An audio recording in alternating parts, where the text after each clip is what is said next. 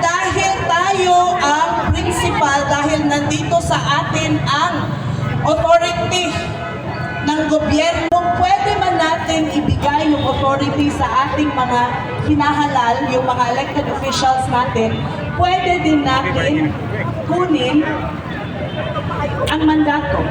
Kunin ang mandato at ipapa sa ating kamay. And that is what we want to remind our men in uniform.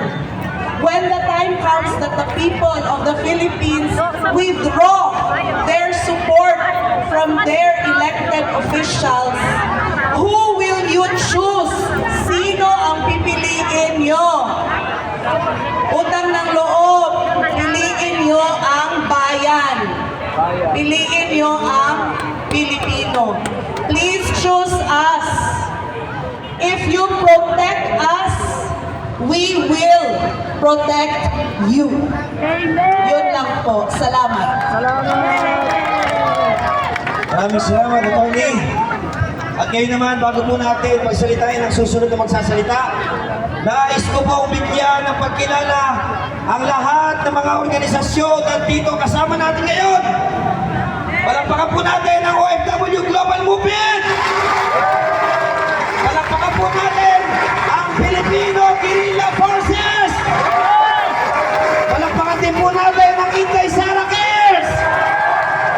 Palakpakan natin ang Labor Power Movement! At ganoon din, palakpakan po natin ang Hakbang ng Maisyok! Pilipinas!